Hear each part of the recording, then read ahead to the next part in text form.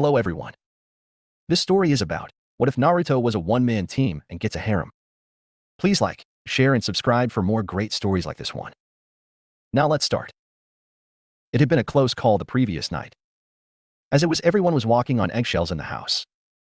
Kakashi went over the events in his head, wondering how he could have let it get so out of hand. He remembered himself yelling at his students when a chair clattered to the floor. Then all hell broke loose. Flashback. Next thing he knew, Tsunami was screaming, and he was watching Sasuke plunge a table knife into Naruto's chest. It was obvious that Sasuke was after Haku since he was still grinning into her eyes as he felt the blade sink deeper. Unfortunately for him, it was Naruto whose eyes he was now looking into, and fortunately for Naruto, it could have been worse. Naruto, knowing he had no time to turn and block the Avenger, managed to pull off a Kawarimi with Haku just before Sasuke struck. As soon as he realized he'd stabbed the wrong target, he tried to pull the knife back out but was stopped as Naruto grabbed his wrist. Red chakra seemed to swirl around the two boys before Naruto punched Sasuke in the face hard enough to send him crashing through the front door. Naruto stalked out of the house after his target with a pissed-off look on his face as he pulled the blade from his chest and threw it towards Sakura. It sank halfway into the beam beside her head, barely managing to nick her ear. Kakashi was the only one that seemed able to move besides Haku, who didn't even look fazed by the evil aura in the area. He didn't think, he just acted as he dove out of the door and stood between the predator and his prey. Naruto, you have to calm down. You are going to lose control. The blonde looked at him with slitted red eyes, his gritted teeth showing two long canines through a sneer. Naruto. It was no good. The boy just walked towards him. Naruto stopped suddenly as two arms wrapped around him from behind. He took another step forward, dragging his captor another foot. A brunette head of hair rested on his shoulder as Haku whispered something into his ear.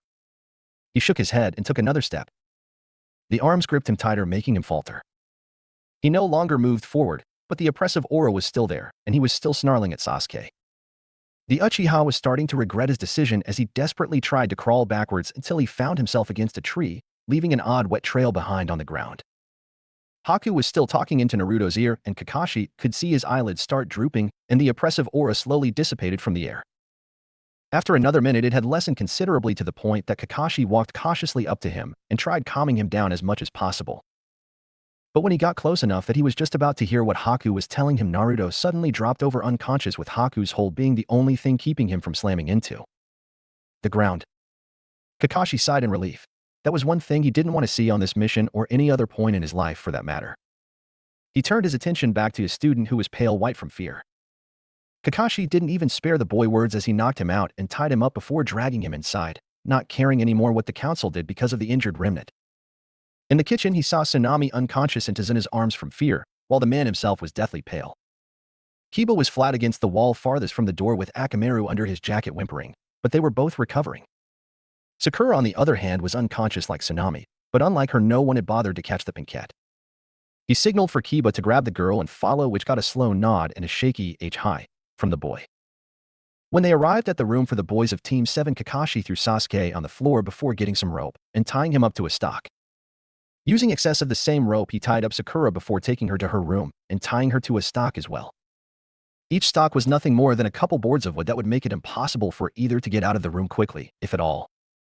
Each arm was bound to one side of the horizontal post with the hands bound as well, so they were unusable. One leg was bound to the vertical post while the other was securely tied to a rafter to keep them from going too far without a chaperone. They could move around a little, but with their chakra suppression seals back in place, they were even less than a threat than before. Shutting the door as he walked out, he found Kiba waiting for him in the hall, trying to calm a still slightly whimpering Akamaru. Kakashi-sensei, what was that? Don't worry about it. Try to get some sleep. We have a lot of work tomorrow. A pain groan made him turn towards his room for a moment. Hi, and sensei. Thank you. Hi. Kiba went back into his room while Kakashi tried not to cringe as another groan traveled down the hall. Heading downstairs, he barely hit the first floor before Tsunami was in front of him, grabbing his vest. Is he all right? Should we get a doctor? How's Haku? It amazed him that even though she had fainted from sheer terror from the aura the boy put out, she was still concerned for him. He'll be fine. He heals quickly. Are you two all right, though? That must have been a bit of a shock. We'll be fine. Inari just thought it was a nightmare. He's already asleep again. I see. Well, we are still on a mission, but Sasuke and Sakura will be sitting out the remainder. If you see them about without one of the rest of us, I need you to come find one of us right away. Neither of them is to be trusted for the remainder of the time we are here. Both of them nodded to Kakashi, still a bit stunned at everything that was happening. We will see you in the morning. I'm kind of hoping the bridge doesn't get finished now. I'm really not looking forward to facing the council when we get back. Well, that's life, I guess. Good night. Flashback end. Tsunami put a plate down in front of him, bringing him back from his daydreams as the smell hit his nose. Thanking her, he finished his plate quickly before Tazuna, Kiba, and he made their way to the bridge to start the day's work. Without Gato around, and with the immediate threat of attack gone, many of the workers who had quit were now waiting patiently at the work site. Each one bowed down and apologized to Tazuna for their weakness when they should have been fighting back. He just brushed it off, though, and began handing out jobs. The day passed as if nothing ever happened. The blood and grime from the battle was washed away days ago. The only sign that anything had happened being the patched scrapes from weapons and a couple bloodstains that had seeped in too deep to clean in one go. Back at the house, things were a little less smooth. Sasuke could be heard throughout the house yelling for someone to untie him. In the next room over, Sakura was sobbing to herself, wishing that she were free so she could answer his cries for help. Meanwhile, down the hall, Naruto was still asleep, but his wound had healed over. Haku doted over him like a mother would a sick child, even though he just seemed to be suffering minor chakra exhaustion. She hadn't left his side all night, relying on Tsunami to bring her dinner as she watched over the boy that saved her life the night before. Unlike his selfish counterpart, Naruto had used the same skill to put himself in harm's way rather than the other way around. He had taken the hit meant for her, and yet all she could do was watch over him as he slept. She had been tempted many times to go over to the Uchiha's room and end his life, but for the peace of mind of Naruto, she couldn't. If she did, he would see her as no better than the team that tried to kill her when she was mostly helpless. It wasn't until mid-afternoon that Naruto made the first signs of consciousness. Haku hadn't seen it, though, as she fell asleep on his chest while listening to his steady breathing. He blinked his eyes open, staring at the ceiling of the room as his senses reawakened. He could see that it was light out at this point, and there was weight on his chest. The smell of wildflowers hit his nose as he listened to the steady sound of someone breathing near him. When he finally lifted his head off the pillow, he saw Haku curled up beside him and half on him. He eased himself out from under her, being careful not to wake her. As she lay sleeping, he crept out of his room and made his way downstairs, where Tsunami was making herself busy by cleaning up the downstairs. "Good morning, Tsunami-san," he called out with a big smile on his face.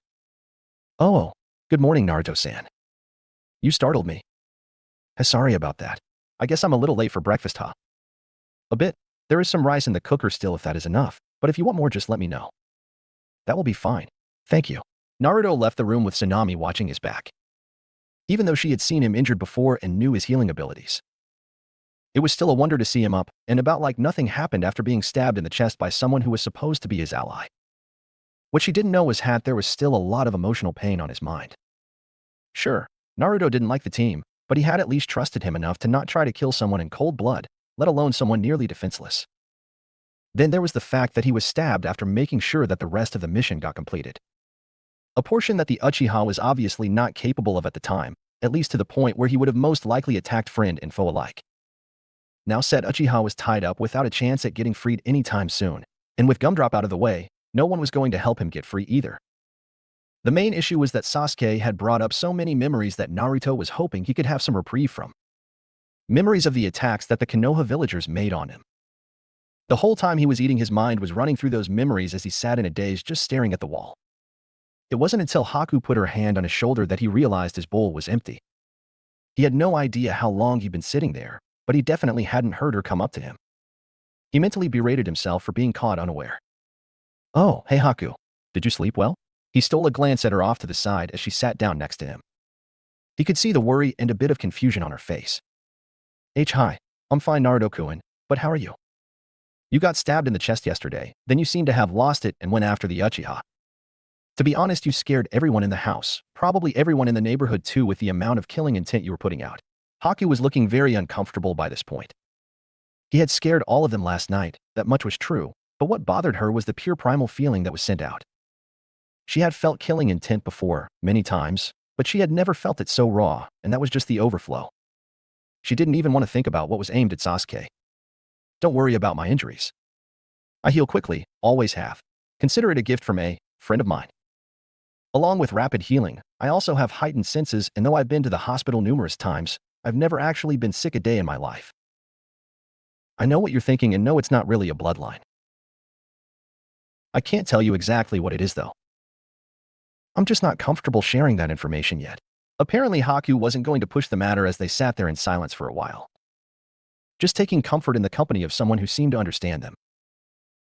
After a couple hours of general chatting, when a topic popped into their heads, the pair turned towards the door when they heard the knob turn.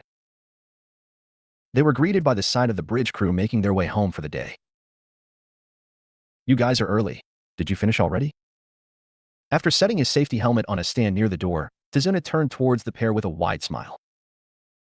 "Not yet. I decided to spread the last bit over 2 days, so we wouldn't end a day with only 2 feet to go. Would be a waste to call everyone out early only to be done in an hour, so we're just going to have 2 early days." His grin changed to one a little more sinister. "Since you're both up, I'll assume you have been keeping each other company?" A quick wink to the two told them all they needed to know about what he might be insinuating. Despite how innocent their conversation was, the two still couldn't help but blush a little at the insinuation. When Kiba saw this, he of course got his hopes up once more. Maybe Naruto will go for this new chick, and that will leave Hinata free for the taking. Even if he doesn't, this girl doesn't seem half bad. "Oi, Tazuna-san. It's nothing like that. We were just talking about ninja stuff, mostly. Besides, I have a girlfriend at home, so it's not like I'm really free or anything." As much as he hated to hurt others, Naruto felt he had to make that clear. He had seen how well Haku and him were getting along, and he was looking for a way to break the news to her. He didn't feel right just coming out and saying it to her face just in case he was reading into it too much. Tazuna just provided the perfect opportunity, though, and by the look that flashed across the young girl's face, he was right on the money in his assumption. Haku had quieted down considerably on the outside, but on the inside she was in utter turmoil. She was wondering if all the nice things Naruto said to her and did for her was just that. He had saved her from a life where she was more or less a slave, and he had saved her life from his own comrade. Was he just a naturally overly nice guy? Not many people in their line of work would go so far as to throw themselves in the line of fire for the sake of someone they just recently met. By the time dinner came, her mind was utter chaos. She hadn't even realized that everyone was sitting around the table chatting while she debated with herself inside her head. As Tsunami once again began to pass the food around, Haku found herself not having much of an appetite. Instead of digging in, she opted to take a bowl of rice for herself and feed the two upstairs. Kakashi and Naruto both told her to be careful as she walked away with a food-laden tray. She decided to get the worst of the two out of the way first and went into where Sasuke was bound. Upon opening the door, she couldn't help but laugh at the Avenger as he glared at her. She had a feeling that it wouldn't have mattered who walked into the room at that time. Anyone would have gotten the same glare. Unfortunately for him, it came out as little more than a child's futile attempt to stare down their parent. Being hopelessly bound to a beam will do that, but she still gave him a B for effort. So the serving bitch came at last. "How about loosening these ropes and I show you how to truly serve an Uchiha? It's somewhat of a tradition for us to take strong women as our own, as they provide strong offspring." His smirk alone sickened her, but the offer he suggested actually made her retch, much to his annoyance. "What? Does the thought of being bred sicken you? Don't worry then, because once word spreads that you turned away an Uchiha, no one will want you anyway. I would rather live my life alone and locked in a cave than spend one day under the name Uchiha. Do not think you can threaten me into anything. I have lived my life and grown stronger because of threats many times worse than anything you can dream up. Besides, wouldn't it be beside the point, dear Uchiha, to wed someone stronger than yourself?" It was an unnecessary retort, she knew, but she just couldn't help herself. His yells ran through the room until he had to stop from lack of breath. As he sat there breathing hard and glaring at her more, she got to her real reason for being there. "Now if you're a good boy and quiet down, I will feed you. Know that I won't enjoy this, so if you don't behave, I have no qualms about leaving the food here for you to figure out a way to eat it." She set the tray down and picked up one of the food items before offering it to him. He begrudgingly ate it as he knew she had no reason not to make good on her threat. He may be the last Uchiha in Konoha, but they weren't in Konoha. They were alone, in a room, in Wave. "So, what is the real reason you're here? If you despise me as much as you say you do, then you wouldn't be here right now unless you had a reason for doing so," Sasuke said between bites. As Haku shoved another portion of food in his mouth, she sighed. She was hoping to get through the whole meal before he figured that part out. "I want to know what you know about Naruto. You went to the academy together, so you must know at least the past few years of his life." "Humph. I don't know why you're so interested in that dope, but fine, I'll shatter this illusion you have about him. He was the dead last in class. He did poorly in every subject there was. He couldn't even do a simple bunshin and made a barely passable hinge. His test grades hovered around barely passing, and his practical skills with weapons and taijutsu and projectiles were even worse. How he managed to pass I don't know, but he should have quit trying to be a ninja. What about his life outside of school? What, do you think I was all buddy-buddy with him? I'm one of the elite in Konoha. I wouldn't associate with his kind of trash for anything. Nor would any self-respecting person. And yet he has outperformed you on every task so far this mission. This only served in earning her another string of curses, but she had learned all she was going to from him. She left him yelling warnings and threats behind her as she closed the door on him and made her way to the next target. She took a deep breath before entering the room of Sakura. This wasn't going to be pleasant. Even if Sasuke's room would have been sealed in a sound barrier, the Pinkette would have found some way of hearing his yells. As it was, she opened the door and steeled herself as the expected wall of noise hit her. What were you doing to Sasuke-kun? You were torturing him, weren't you, you bitch? Just because you're jealous of us doesn't give you the right to damage him so others can't have him. Why don't you just kill yourself? You should have died last night anyway. You're just lucky that Naruto Baka got chivalrous and saved you. Otherwise, Sasuke-kun would have torn you to shreds. Haku finally got a chance to get a word in when Sakura decided breathing was a good thing. Do you want to continue, or do you want to eat? Haku rose the tray a little more to emphasize her point. Sakura only glared as her stomach answered for her, which seemed to only worsen her already bad mood, but at least she shut up. Unlike Sasuke, Sakura was silent the whole time she ate. For someone who Naruto said was the biggest brain of the Kunoichi, she didn't seem to be able to figure out or care why Haku was the one feeding her. It wasn't until the last bit of the meal was in the girl's mouth that Haku broke the silence. She would have done it sooner, but she was too busy marveling that the girl could actually keep her trap shut so long. Sakura, I want you to tell me what Naruto was like back in the academy, and if possible, before that. Huh? Why would you want to know about a loser like him? Wouldn't you rather talk about Sasuke-kun? He's so much better than that Baka. Sasuke-kun was the rookie of the year, and he. Sakura began as her eyes filled with dreamy stars. I don't care about the Uchiha. I've seen all I need to see of him to come to my own conclusions. The one I want to know more about is Naruto. Sasuke told me he was the dead last in your class, but everything I've seen so far from him shows otherwise. Was he really dead last, or is the Uchiha just trying to smear his name more? That Baka should have just quit his first year. We could tell already that he was no good as a potential ninja. He slept more in class than he was awake, and that's when he actually showed up. He was lucky he didn't stab himself with his own kunai, and he should have just forfeited his taijutsu matches. Dead last was too high of a title for him. He should have been considered a hopeless case and kicked out. Not to mention how he was always trying to get a date from me. As if he could even compare to Sasuke-kun. Sakura seemed to scoff after every sentence like everything she said was common knowledge. Yet the Hokage saw fit to send him to help you here. I don't know what Hokage-sama was thinking when he approved of that. As if Naruto could help us do a mission that even Sasuke-kun was struggling with. Haku didn't know whether to slap the girl or laugh in her face. The way her head, hands and feet were bobbing around so animatedly, despite how secure her bindings were, made it look like all the suspended movement from her limbs was being channeled to her only movable parts. After taking a moment to let all the information Sakura gave her mingle with that of the Uchiha, she found herself no closer to finding out Naruto's real past. His own village saw him as less skilled than he actually was, that much was certain, but what his true skill was, and why he was hiding it was still beyond her grasp. Realizing that she was no closer to solving her puzzle, she decided to part with her view on the situation as a third party despite the obvious reaction she would get. Well, from what I have seen so far, your little boy toy seems to be the refuse of the class. He was scared to death on his first encounter with Zabuza. Then on the bridge, he not only lost his fight against me, but also sacrificed his own teammate to save his own skin. Now I may have had my memory modified for a while, but I still know that it's supposed to work the other way around. Naruto showed that perfectly yesterday when he let himself be hit to save me. Furthermore, he took out 2 missing men that were listed in the bingo book, by himself.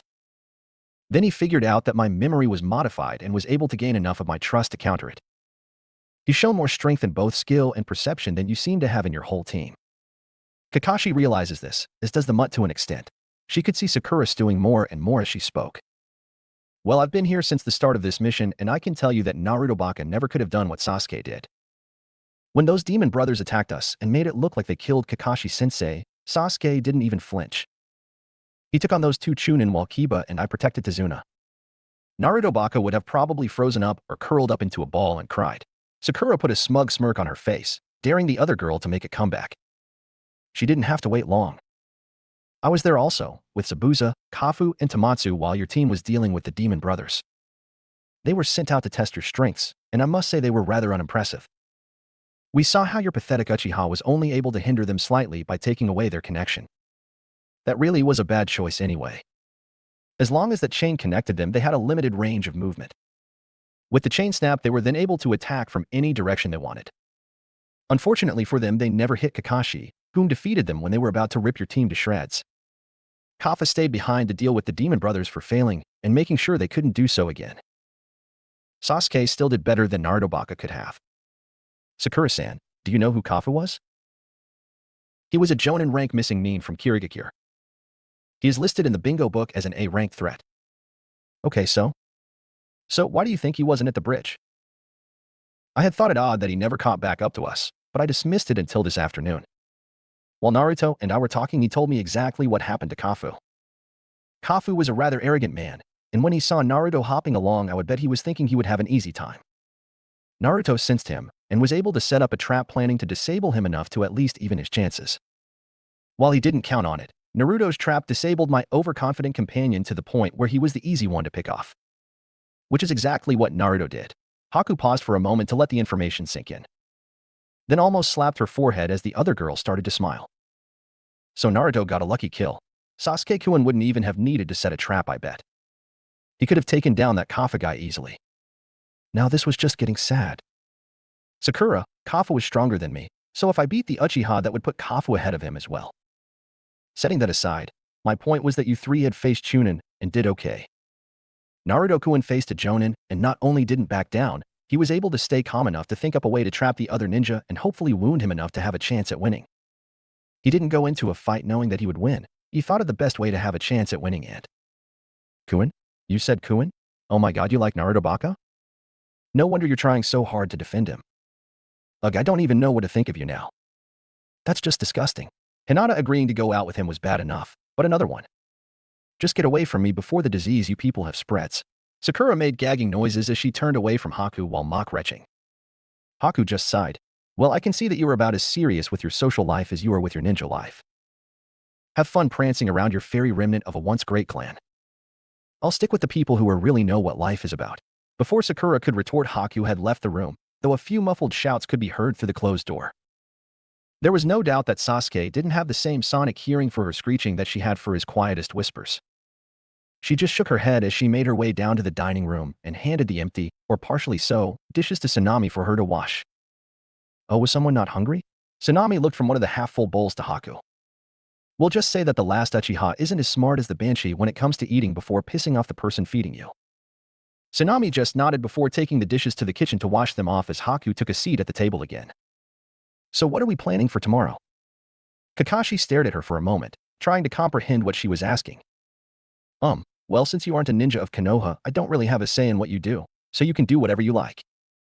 I do ask that you return with us to Konoha peacefully since, although you were under a mind-altering seal at the time, you still did attack us. You may have to be questioned, and it would help prove my report. Naruto looked worried for a moment, then determined. If she goes with my protection. Since I am the one that reversed the seal, then I will take responsibility. Agreed. Kiba finally saw a chance to throw his weight around as a member of a clan. Hold on, Kakashi-sensei. Since Sasuke and I belong to a clan, shouldn't one of us be responsible for bringing in someone with a Kekkai Genkai? Naruto is only a genin and has no clan status, so it would be inappropriate for someone of his position to bring in a fugitive. Kiba smiled and gave himself a pat on the back. With the Uchiha trying to kill her, it was obvious who would be picked to take her in. Then all he would need to do would be to put in a few good words for her, and when she was let go, she would fall into his arms. Perfect. Almost. First off, Kiba, clan status doesn't matter one bit when you're the same rank. The only exception is a clan head, which you are not, and though Sasuke team likes to think he is not either. To be a clan head, you have to be Jonin in rank. Until then, you are a regular ninja with some special tricks. Also, the one who captures a rogue ninja is the one who has first rights to bringing the ninja in. Naruto saw Haku look up like she was about to speak. But he held up his hand, telling her to wait a moment. Since I am the one who released her from her seal, I had effectively captured her. However, since she had a memory modification seal on her, she was never truly a rogue ninja, so while we prefer she come back with us to make our report a bit easier, she has no real obligation to do so. Kiba was once again furious that the blonde was outdoing him yet again, while Kakashi was astonished at the boy's knowledge of the laws of Konoha. Naruto, how did you know all of that? Even I don't know all of that. So he could be lying then. I bet he is just making it up to keep her for himself. Kiba snarled as he glared at Naruto. Just when I was starting to see a glimmer of hope in Yamut. The reason I know, Kakashi-san, is because I studied the Konoha laws constantly, so I knew exactly what I could get away with during my pranks. When I did get caught and they found out they couldn't do anything to me, they gave me an up-to-date law book and forced me to read it as punishment. I'm probably more knowledgeable about Konoha's laws than most of the council. Naruto smiled as fumes came from Kiba's ears at the fact that his sensei was going to allow this to happen. Kakashi was just laughing to himself. He always wondered how the boy everyone loved to hate always got out of harsh punishment. Well, at least the punishment that the council would have wanted anyway. Well, then it's settled. Haku will be under Naruto's care, if she decides to come back with us, that is. Kiba will be with me guarding the other two and making sure they don't do anything too stupid. First, we have to get through tomorrow, though. Not that it should be too difficult. Once the bridge is finished, our mission will be officially over. The following morning, we'll head back to Konoha and report in. Any questions? When no one answered, Kakashi bid them all a good night before making his way upstairs. After which Tazuna, Inari, and Tsunami left to turn in for the night as well. With Kiba, Haku, and Naruto now left alone, the tension was palpable. Kiba had his yearning to prove he was top dog over Naruto in front of Haku, and Haku, with her mixed-up feelings for the blonde, was trying to think of what to do. Meanwhile, the target for both of their conflicts seemed to be oblivious to it all as he brought out a small scroll and began to read. Kiba took this as an opportunity to make another jab at him. Hey dope, you're turning out to be more of a bookworm than Sakura. Keep reading all those scrolls, and I'm sure you'll both be huffing and puffing at the back of the line together. Naruto just ignored him as Haku shuffled a little closer and began reading over his shoulder, which of course only made Kiba all the angrier.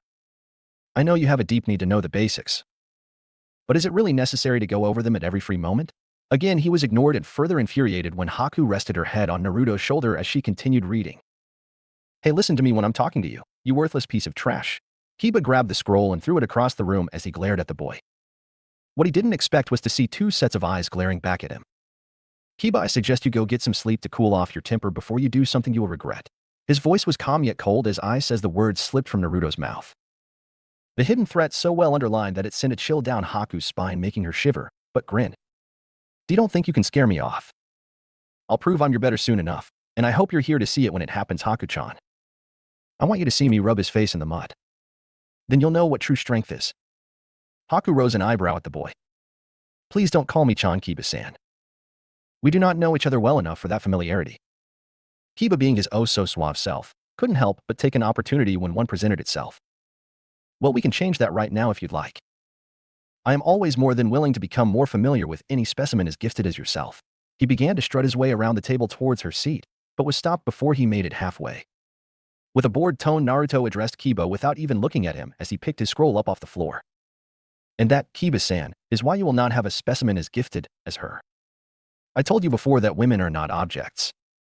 They are not here just to please you, or for you to parade around and show off. Believe it or not, they do have brains and souls inside that flesh that you seem so attracted to. Maybe once you are able to see past that, you will actually be able to find someone who will see you as more than a dog of men. As if to pour salt into an open wound, Haku leaned into him more. Well said, Naruto-kun. I only say what I feel is true, Haku-chan. Just who does he think he is? That should be me she's cuddling into. Kiba was mentally ready to rip out someone's throat, but was only able to grab at straws as he knew this wasn't a time that he could take on the blonde. So it's fine for you two to be that familiar, but not me. What's so special about him? Well, for starters, he's respectful. He has never pushed me to be near him. I came on my own. Nor did he ever talk down about others to put himself in a better light. Jumping in and taking a knife to the chest for someone without expecting anything in return never hurts either. She felt bad that she got such a nice feeling from such a horrible event. But it was still a precious memory. Something that she found she had very few of in her newly recovered memory. Fine, so he's nice. I can be nice too. How about I be nice right now? Nice enough to tell you that he already has a girl back home. A girl that he asked out and claims to have feelings for. What do you think of your little two-timer now? Again, his smirk was forced to fade as both his targets started to laugh. I already know about Inada. He told me when we started getting close that he already had someone in his life that he thought of that way. I wouldn't dare to come between him and another girl just to get my way. Besides, anyone who stood next to him through what he's been through deserves his attention. I only wish that I'd been there alongside her to show him there were people that cared. She began to sound a little depressed at the end, so Naruto put his arm around her to soothe her a little. but looked on a little confused when she got an evil-looking glint in her eyes. Besides, maybe Hinata will be nice and let me share him. Naruto may be a gentleman, but he is still a man, so even he managed to get lost in a daze at the comment while Kiba had a nosebleed and was in his own world. Haku just laughed at the two of them as she got up and went to bed, leaving the two boys in their zoned-out state. Naruto was stuck trying to figure out just what the girl meant. It was possible that she just meant him dating both her and Hinata. After all, they were still kids. If not mentally, then definitely physically. Something in the way she said it though seemed to hint at something more, and that made him slightly uncomfortable. Kiba, on the other hand, was trying to imagine what it would be like having two women, since all the couples around Konoha were just that, couples. Two people together, no more, no less, unless they were single, of course. To imagine something more drew on all new fantasies in his head. The possibility of having his own little pack was too much for him as he slumped into a chair just before passing out. To Naruto's credit, he was still conscious, but was still mulling things over in his head as he stood and went in his futon, never paying attention to his surroundings or the Cheshire-like eyes that followed him as he settled in for the night. Back in Konoha, a lavender-eyed heiress was getting ready to turn in as well. As she lay down, she took out a picture from under her pillow. The picture was of her and Naruto that he had insisted they get taken one day. He stood tall and proud with an arm around her as she stood with her head slightly hunched, poking her fingers together and trying to fight down a blush. As she stared at the picture, thinking of her love before falling asleep, she got a bit of a shiver down her spine. It wasn't an unpleasant shiver, though. More of a premonition that a change was coming. She shook it off as being nervous. Naruto had been gone far too long for her liking, and she fretted all the more when she found out where he was from the Hokage. Flashback. Congratulations for yet another completed mission, teammate. Being as it is so late, we will be stopping non-urgent missions for the day. You are dismissed. Once Saratobi was finished talking, Team 8 began to file out the door as he got back to his work. All but one anyway. Ano, Hokage-sama? He looked up from his papers once more and smiled at the young Hyuga. What can I do for you, Hinata? Ano, I was wondering where Naruto-kun went, and when he'll be back. She poked her fingers together as she shuffled her feet. He was sent out on a mission as backup. He was the only one we had at the time that was available. He was assigned to backup Team 7 on their mission to Wave. They encountered some unexpected resistance that rose the difficulty of their mission. However, it was nothing to be too worried about. If anything, he'll have to help with some bandits and maybe a low-ranking ninja. I've heard no news from them after Kakashi's initial report that the mission rank would need to be increased, but that is nothing abnormal for him. It usually means that everything is going fine. That or he got into trouble fast and somehow found himself unable to report in for some time and just forgot after a while. It wouldn't be the first time, but I really doubt they would have gotten into much trouble protecting one old man building a bridge, so don't think on it too much. He should be back soon enough. He gave her another reassuring smile as he motioned her towards the door where her sensei was waiting with the door opened and a matching smile on her face. Thank you, Hokage-sama. Hinata bowed to the man before turning to leave, not noticing the concerned glance that Kurenai threw to the old man, nor the tired one he sent back. Flashback end. Hinata blushed as she kissed the picture. I'll see you soon, my Naruto-kun. Then we'll have our picnic like we said we would. Smiling, she hid the picture again before closing her eyes and waiting for sleep to claim her. Her dreams that night would be filled with visions of her returning prince. The next morning proved eventful for at least those in Wave. Kiba and a still bound, and now gagged Sasuke woke up as their sensei opened the door to leave the room. They both exchanged a look that was only silently asking the other, why was he in here? In Sakura's room, she was woken up when Kakashi opened the door and told her it was morning. She let out some muffled noises that probably would have been along the lines of a sarcastic, oh goody, had she not been gagged as well. Kakashi had decided the gags were needed when the two kept him awake the previous night. Granted, he would wake if a mouse tiptoed across the floor in the kitchen due to his ambu training, but he didn't need them to help the matters. At the last room, the one that was supposed to be his alone, but due to trust issues now had two other occupants, he didn't bother entering, instead choosing to knock on the door. The surprised yell from inside was enough to let him know its occupants would be awake. He laughed as he calmly walked back down the hall towards the stairs with his nose stuck in his little orange book. Inside that room, though, one genin was sitting up frozen as his current predicament hit his senses. At first, he was going to tell Kakashi that he was getting up, but then his senses kicked in. Touch and smell were first as the weight on his chest registered, followed by the smell of herbs. Next was sound as he took in the light breathing, then sighed as he opened his eyes to find a sleeping Haku wrapped around his chest. It would have looked angelic in the early morning light, if he'd expected it. as it was though he tensed and freaked out. What the hell? As though she'd just been gently shaken awake, Haku slowly stretched before looking up at him and smiling. Good morning, Naruto-kun. Then she snuggled back into his chest and closed her eyes again, but was denied any extra sleep. No, no, no, no, no, no good morning. Why are you in my futon? Naruto was trying to pry himself out from Haku's grip while wiggling out of the futon at the same time. Eventually he was successful and was able to look back down to a pouting Haku, almost fainting at the sight. Still technically in the futon, though now only half covered by the blanket, Haku was laying with one arm propping her up dressed in only her underwear. Again, Naruto proved that he was male as he blushed deeply and turned away from the sight. Please put some clothes on at least, Haku-chan. We're a bit too young to be sleeping together like that. Not to mention, as I told you before, I'm already with Hinata-chan. He heard the sound of rustling cloth and prayed that it was clothes being put on. Haku walked up behind him and tossed her arms around him again, bringing her mouth close to his ear. And as I told you, I wouldn't mind sharing. She kissed his cheek and giggled as she walked out of the room, leaving a stunned and rooted blonde trying to process what just happened. He may have known that Hinata liked him and was now willing to pursue her, but he never got experience with a female actively pursuing him. It was different. Not bad, but different. No matter how he looked at it, though, he felt ashamed that he was getting close to a girl other than Hinata. He felt like he was betraying her. Now he had another worry set on his shoulders. He would have to tell Hinata about this little development, and he had no idea just how to do that. One doesn't just walk up to the girl that loves him and say, hey, I met another girl while I was gone, but don't worry, she's okay with sharing. Hope you don't mind. Know that a bad ending written all over it. Best case scenario was a crushed heart. Worst case, she'd get her dad after him. That just spelled disaster if not death. This made his mind go off on yet another tangent. What did her father think about him? Did he even know about them being together? It's not like Hinata would approach her dad to let him know she was dating the most hated guy in Konoha. Even if she did work up the courage, he'd chain her up and never let her out again. An heiress with the scum of the village. A relationship doomed to failure. It saddened him to think about it, but all the proof was there even if it wasn't out in the open. The Hyuga were part of Konoha royalty. He could feel the weight of their relationship pulling his shoulders down. He growled to himself while shaking his head. All these thoughts so early in the morning were enough to send anyone's morning-hazed mind into a whirlwind of chaos. Shrugging it to the back of his head, he was just able to grasp the sound of someone calling him to breakfast, so doing the best he could at shoving his thoughts away. He began gathering his clothes for the day. By the time he made it to the table, most of those gathered already had their servings on their plates or were halfway done eating. Without a word, he took his place and threw food on his plate before seemingly swallowing it whole. Had they not been used to his ramen eating habits, everyone at the table would have been wondering if he'd been starved the whole time there. As it was, only the permanent residents of the house and Haku were staring at him openly.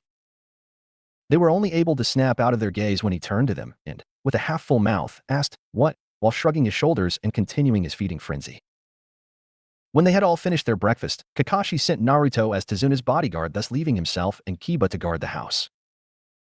Since the threat of Gato was now done with, they would only need to worry about stray bandits. The most likely target would be Tezuna's family, as any possible attackers would want to ransom them if given the chance, since the ideal place for Tezuna's guards would be at his side. He would have included Haku in the plans, but by the way she stayed glued to Naruto's side and seemed to want to be distanced from Kiba if her glares at his ogling were any indication. It was obvious where she would be going. As the small crew stepped out of the house, Naruto snapped his fingers as though just now remembering something. Before his two companions could ask, he had a small army of clones appear. The copies nodded to the original before sprinting off into the forest. What was that all about? Tezuna gave Naruto a contemplating gaze, trying to figure out what the boy was up to. His questioning look was doubled on Haku's face as she was pondering the same thing. Oh, they're just doing cleanup. When we had that little battle, we never went back to take care of the mess we made.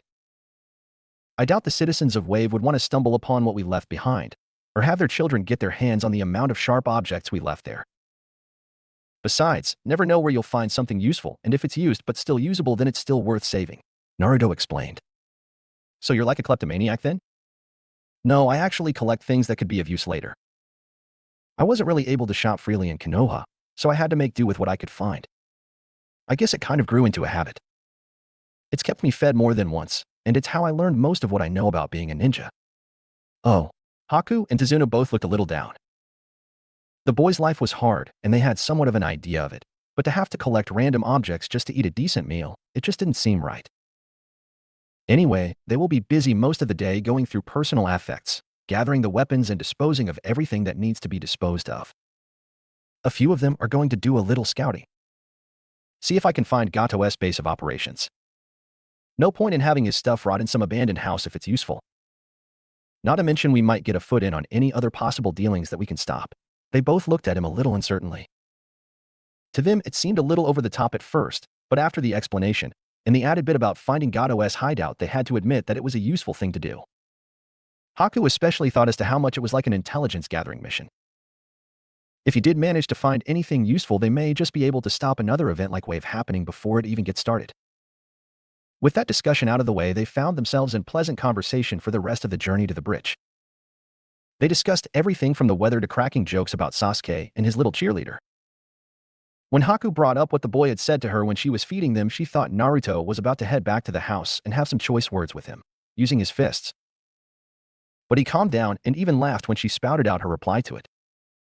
Once again, though, Naruto had shown his chivalry, and Haku could do nothing but add it to the running tally of good things he's done for her. Before she could thank him for the thought, though, the bridge came into view along with a crowd of cheering workers along with a few of the older villagers who were there to watch this crowning achievement of their town. The workload was light that day, just as Tazuna said it would be. When Naruto went to make some clones to help, Tazuna grabbed his readied hands and shook his head, no. Naruto nodded in understanding. They had shed blood, sweat, and tears for this bridge, and it was time for them to complete it, but they wanted to do so as a village, for the village. While Naruto's assistance was turned away, random villagers offered and were happily accepted. Though their work would be minimal, they would at least have a small sense that they had helped with the construction as well. Right before their lunch break, the last section of the bridge was being laid and finished. The honors went to Tazuna, who, with a tear in his eye, set the final piece. With a grand cry, all the workers, onlookers, and even the two ninja loosed out a loud cheer which was echoed throughout the village as its inhabitants figured out just what the noise was about. That night there was a festival to celebrate the completion of their new symbol to the world. A symbol to show that even the most tread upon people can accomplish great things if given the chance to do so. After the celebrations, they had gotten home very late, but all were in high spirits. Well, all that weren't tied to posts anyhow. Naruto had even been nice enough to leave clones to guard so that Kiba would be able to go to the festival too. Though the dog boy came back with more than one handprint on his face, he was still in high spirits. When they opened the door, they found Naruto's clones had just gotten back from their side missions. Naruto excused himself as he led the parade of his copies out to the back of the house, away from prying eyes, just in case they needed to give him information that he wasn't willing to share. The group that had been assigned cleanup duty handed him some storage scrolls, each labeled with its contents. There were numerous weapon scrolls of various types, jutsu scrolls, and supply scrolls, most of which he sealed into one scroll for ease of travel. One scroll was simply labeled Documents. Knowing what it held, he had the clones that sealed their findings into that scroll dispel themselves. The rush of information came quickly along with the familiar mental exhaustion, but he now knew what the scroll contained. The clones had only skimmed the documents, but it was enough to get the gist of most of them. Many were simply letters to family or friends, which was a little difficult to cope with since he knew those people would never receive letters from the recently deceased again. Others were of higher interest, though. Contracts both with Gato and where their next paycheck would come from, bounty books of non-ninja, but most of all information on other countries. Those would go to the Konoha Department of Investigations. Even the letters could hold information that could be useful. That scroll he left out along with one of the weapon scrolls. Setting those aside, he turned towards the next set of clones. This was the set he had sent to look for Gato's base of operations in Wave. Again, he was met with scrolls of the same types. Unlike the first group, though, he dispelled all of this group, and a smile crept across his face at the information gained. After dispelling all of his clones and taking a few moments to recover from the strain, Naruto sealed up what he didn't need at the moment before heading back into the house.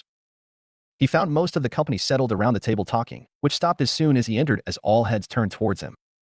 What? Naruto smiled and scratched the back of his head as though nothing was out of the ordinary. Kakashi was the first to speak up, beating Kiba by seconds as the boy's mouth opened just as Kakashi's first words spilled out. "Did you find out anything useful, Naruto?" said Boy sighed. He really didn't want to go over this now. The festival wore him out a bit, as it was the first real festival he had been to without being chased away by a mob of angry villagers. Add on to that the mental strain from the clones, and he really didn't want to go through explanations, but he knew the Jonin wouldn't let it go without a word. There were a few interesting bits, Kakashi-san. I will go over them with Hokage-sama when we get back. Until then, they are not meant to be shared here. Kakashi caught the quick glance around the house that Naruto made and made a slight nod in acceptance. As a Jonin and once A&B captain, he knew that sensitive documents were to be kept between the least number of people as possible so that information was not overheard by anyone who may open their mouth about it. Right now, there were multiple possibilities of just that happening. Between Kiba, who would talk about it to people in Konoha to show he had privileged information, to Tazuna's family, whom had the possibility of being tortured for information if someone suspected they might have any. Other than that, it was mostly weapons and personal effects. Which reminds me, shuffling through his pockets for a few seconds, he brought out the weapon scroll and handed it to Haku, causing a few raised eyebrows around the room. What was that for dope? Why are you giving her something if you won't even let us know what you found?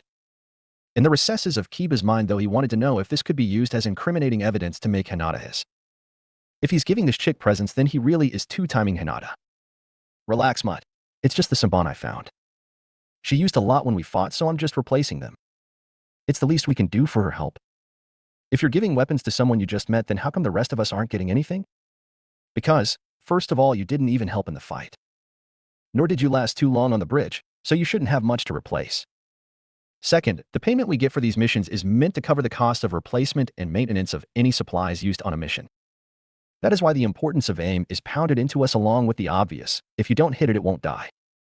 You could use a crate of kunai to take out a target, but why waste all of those when one well-placed kunai will do the job, and it's a lot easier to retrieve? Or not as big of a loss if retrieval is impossible. Kiba was left speechless, and even Kakashi was a bit wide-eyed. Neither had thought about it that way before, but then neither had ever been in dire straits like Naruto had. The others, on the other hand, were nodding their heads. Knowing that wasting resources meant wasting money, and money was something that all of them had been short on at some point. That was very out Naruto, and I can't argue against your logic. But I was in the fights as well and wouldn't mind a few replacements if you don't mind.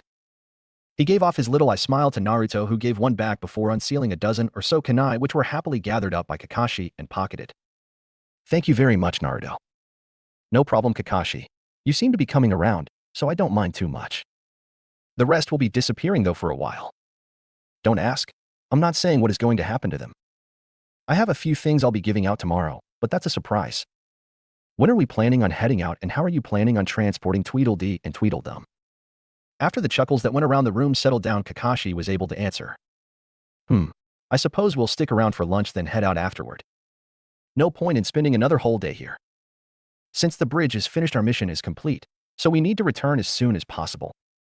As far as getting Sasuke and Sakura back to Konoha, we can't really keep them tied up and expect to make decent time, so we'll run an escort formation with Kiba and myself in the front. Those two in the middle, and yourself and Haku in the rear. That way they won't have the back of anyone they detest, so there will be plenty of warning if they try anything. Agreed. Well, then I'm heading to bed. It's been a long day, and I am past needing rest. Naruto waved at them before heading upstairs. Well, I think that is probably the cue for all of us. A good rest will do us well for our trip home. Kakashi made his way upstairs as well, followed by Haku and Kiba, as Tazuna and Tsunami made their way to their rooms for the night. At the end of the bridge stood almost all of the town's inhabitants. The only ones that weren't there were those that were too injured to move from the bridge battle, or those caring for them. The crowd was massive, as even those made homeless during God's reign were there to cheer on their heroes. The Konoha shinobi waded their way through the swarm on their way home, shaking hands and throwing smiles to the grateful citizens of Wave. Though they hadn't done much, Sasuke and Sakura were nonetheless basking in the glory of the cheers.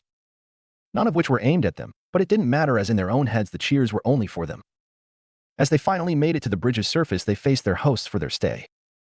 They had never seen Tazuna, Tsunami, and especially Inari so happy.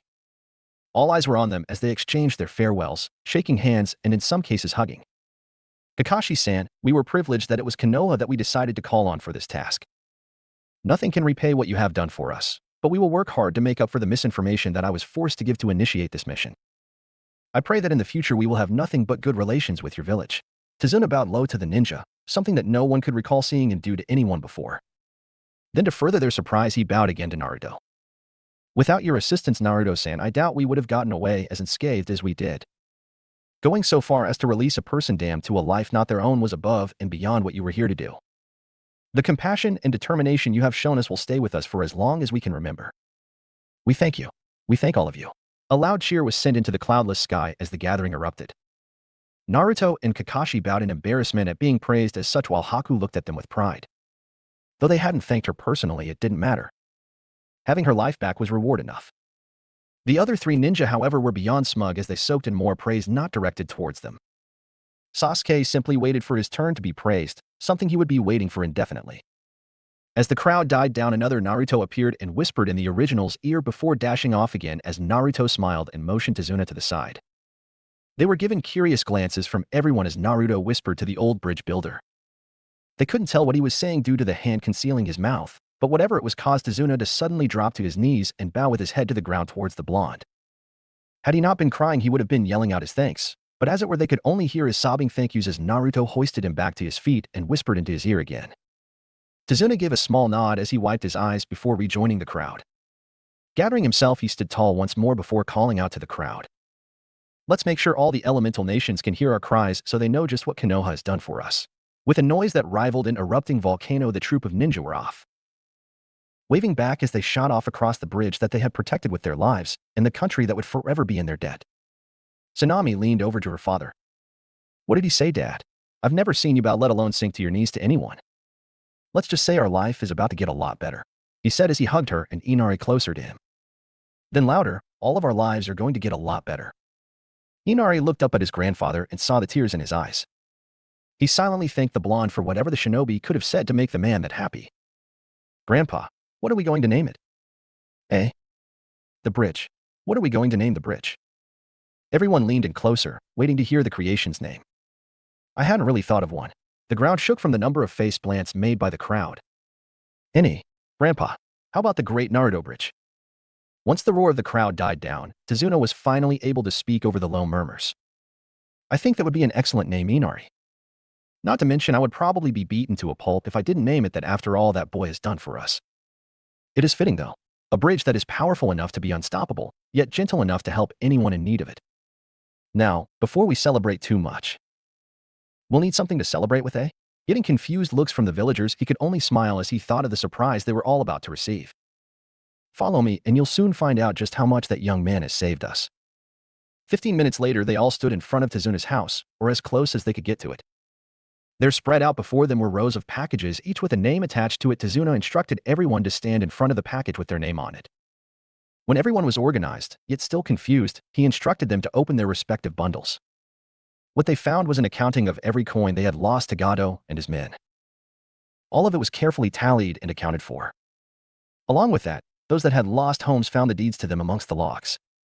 Aside from the money and deeds, there were various food items, more than most of the families had seen in years, and enough to last them until they could set their trade routes back up.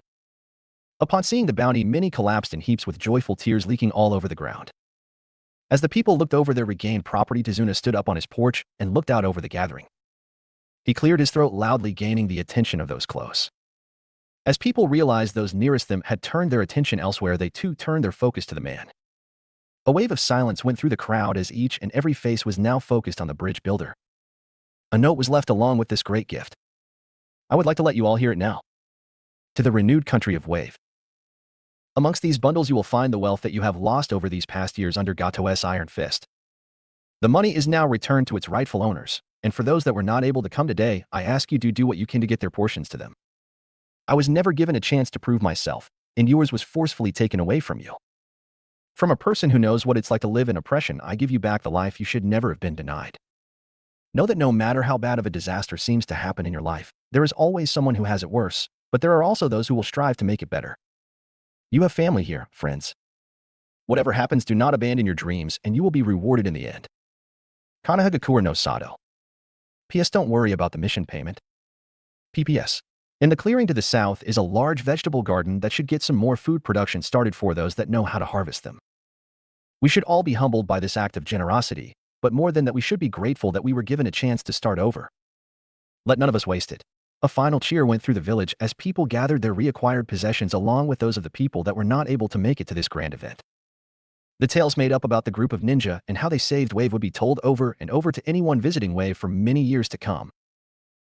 Throughout their trip home, the silence was only broken by Kakashi as he gave the rare perverted giggle as he read his book. Kiba managed to release one as well when he was able to read a few lines over the Jonin's shoulder before he was told to pay attention to where he was going just in time to miss the tree he was. headed for. Other than that, the only action that took place were the glares that Sakura and Sasuke sent between their sensei and the two at the rear of the group. It had only taken until the bridge was out of sight for Sasuke's smile to be wiped away as he realized that both his sensei and his new rival had gotten more attention than him.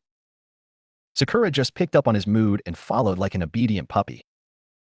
Naruto and Haku paid no attention though as they sped through the trees in a straight line towards Konoha. They decided that the forest would be the best place to travel now that all of the genin knew how to stick to the trees. It was less of a risk that way than to be seen traveling the roads, and truth be told they had all had enough action for a while. When they were close enough to the village, they dropped down to the road before entering so as to not arouse suspicion. After all, any person seen coming or leaving via any means other than the main gate was to be treated as an enemy nin until proven otherwise. So unless someone had a great desire to meet the Konoha interrogation squad, it was advised that everyone use the main gate. Upon seeing the group entering, the two chunin at the guard post waved them over. "Good afternoon, Kakashi-san. We would have let you pass freely, but there seems to be an unfamiliar face among your group. As visitors must sign in, we'll be forced to hold you here until she does. Go ahead, Kakashi-san. I'll make sure Haku-chan gets signed in. After all, she is under my protection, and since you aren't my sensei, you have no obligation to stay. I'll see you at the Hokage office for debriefing soon." Naruto motioned them to continue on, noticing Kakashi's forceful hand on Sasuke's shoulder as he led his team away. Turning back towards the two chunin and Haku, he took her step by step through the sign and process before making their way to the Hokage tower. Little did they know that it was all the delay that Kiba would need to start the next small upset in Naruto's life. During their walk to the tower, Kakashi's team encountered one pale-eyed Hyuga heiress as she was walking towards the gate. Signaling that he needed a couple seconds, Kiba bounded over to her before anyone could object. Leaning down, he whispered in her ear, "You may want to greet your boyfriend and his new woman. I hear they even slept together during our mission. I know this probably hurts, but if you need someone to talk to, I'm always available." Grinning, he went back to his team, and they continued to the tower, leaving a dumbstruck Hinata standing in the middle of the street not knowing what to do. "Kiba, what did you say to Hinata?" Kakashi fixed a glare on the boy, who shrunk back a bit but stood his ground. "Personal business, Kakashi-sensei. Don't worry about it." Though he knew it was nothing good, there was nothing Kakashi could do about it. Their mission was over, and what was said couldn't be a threat to anything that happened already. Sighing, he continued on. Due to that small delay, they met up with Naruto and Haku as they were about to enter the tower. "Oh, I thought you would already be inside. What kept you?" Kiba-kun had to stop and talk to Hinata about something that apparently couldn't wait. Kakashi again fixed the boy with a glare, followed by Naruto and Haku. But his own grin was mirrored on the faces of Sasuke and Sakura. Something is not going to end well soon. Before any fights could break out in the middle of the street, Kakashi ushered them all inside. As they made their way up the steps, Haku tried to comfort Naruto any way she could. "Since this is most likely about us, I'll go with you to help sort out whatever," he said to her. "Thank you, Haku-chan." He would have smiled if he didn't have such a bad feeling in the pit of his stomach. That would have to wait until later though, as they knocked on the door to the Hokage's office before being allowed to enter. "So I take it the mission to wave went all right, and I see there is a new face with you, Kakashi-kun. Care to explain?" Sarutobi rose an inquiring eyebrow at the man, urging him to spit out the results. "Hokage-sama, the mission was a success. The bridge builder Tazuna was escorted and kept safe until the completion of the bridge to wave. On the way, we met up with the two missing nin called the Demon Brothers. Once they were taken care of, we found that wave was currently being held under the watchful eye of the tyrannical shipping merchant Gado and mercenaries under his hire. After the encounter with the Demon Brothers, we were unfortunate enough to encounter the missing nin Zabuza alias Demon of the Mist. During the fight, Naruto-san showed up and saved me from the Suiro no Jutsu I managed to get caught in. The fight ended in a draw as Zabuza escaped with the help of an assistant, though injured, and we were unable to pursue due to my chakra exhaustion. We were able to later neutralize Zabuza and his assistant along with Gado and the mercenaries he had brought with him. Afterward, a few of us were able to find an encampment of mercenaries that were prepaid to attack the village of Wave, and were able to neutralize them as well, thus completing the ongoing protection from Gado for the remainder of the mission. Kakashi bowed after his explanation, signaling his completion. The Hokage turned towards Naruto. "Do you have anything to add, Naruto-kun?" "Hi, however, there are too many ears at the moment for my report." Hiruzen rose an eyebrow at this, then the other when he saw Kakashi lower his head. "Okay then, does anyone else have anything to add before you are dismissed?" Sasuke stepped forward, earning a groan from a few of those gathered, which he ignored as he spoke. "Hokage-san, I would like to." "Sasuke, you will address Hokage-sama as his title dictates. Kakashi narrowed his eyes as he spoke to the back of Sasuke's head. Sasuke just let out a sniff of dismissal before continuing. As I was saying, I would like to bring to your attention that the backup you sent us was insufficient, unnecessary, and at least one point endangered the success of the mission at large. During a situation of heightened tension, Uzumaki Naruto made threatening advances on the sole survivor of a clan, namely myself. I demand that measures be taken to eliminate this action from happening again, including, but not limited to, detainment in a holding cell for an undetermined amount of time or removal from the shinobi ranks altogether. The killing intent in the room was beginning to raise, and the majority was focused on the Uchiha. Though he was visibly sweating from it, he maintained his position and waited for a reply. After a moment of silence that was apparently too much for him to handle, he decided to pile more incriminating evidence against the blonde. Furthermore, because of his actions, both myself and one of my teammates were restrained for the remainder of the mission, causing one of the top clans in Konoha to be subjected to the humiliation of captivity by his own village. I demand that a similar treatment be sentenced upon those responsible for such action. Along with another long pause, Sasuke was quickly losing his temper. Answer me, damn it. Sasuke, you would dare speak to the Hokage like that? Remove yourself from this room before I remove you from it myself. Kakashi was in no mood to deal with this now. No, Sasuke-kun is right. Naruto Baka almost ruined everything, and because of him we were unreasonably restrained. He should be put away where he was always meant to be. By this point, Naruto was starting to growl. The only thing keeping him from leaping at the two was Haku's hand on his shoulder. Before anyone could make the headache any bigger, though, there was another person that a few of them forgot they were in the presence of. Silence. Everyone's head turned to the aged Hokage. He was old, yes, but the authority behind his voice was more than any of them could match. Uchiha Sasuke, if you ever address me with such a tone again, I will have you thrown in a cell for insubordination. That goes for your little outburst as well, Haruno Sakura. Kiba, Sasuke, and Sakura, remove yourself from this office immediately. I have business that I need to finish with those remaining. Despite being yelled at by the most powerful ninja in the village, each of those were able to flash a grin to the blonde on their way out. Two of them knowing that by the end of the day, he could very well find himself chained to a wall for risking the safety of the last of the Uchiha, while the last knew he would be in dire straits. With a nod soon enough. As the door shut, everyone let out a few deep breaths in an attempt to get their tempers under control. Sarutobi motioned for them to sit in the chairs before him. As they sat, Sarutobi fixed each with a glare before settling on Kakashi. Explain. It was only one word, but the threat behind it was unmistakable. Hokage-sama. From the first moment that Naruto-san showed up on this mission, Sasuke seemed to want to smear his name into the ground. When Naruto was injured by a random mercenary's blind attack, I assigned my team to treat him while I went after the man. Upon returning, I found them not only not helping him, but also attempting to keep Tazuna and his family from aiding him as well. That night they had tried repeatedly to get to him while I was asleep for unknown actions, according to Tazuna himself, who offered to stand watch and alert me if the others tried anything while I was asleep. The next morning they again showed distaste towards Naruto, though they did not come out and voice it openly. That morning the bridge was attacked by Zabuza and Haku, with Gado's mercenaries and Gado himself making an appearance later. I sent Sasuke and Kiba after Haku while I myself took Zabuza and Sakura guarded Tazuna.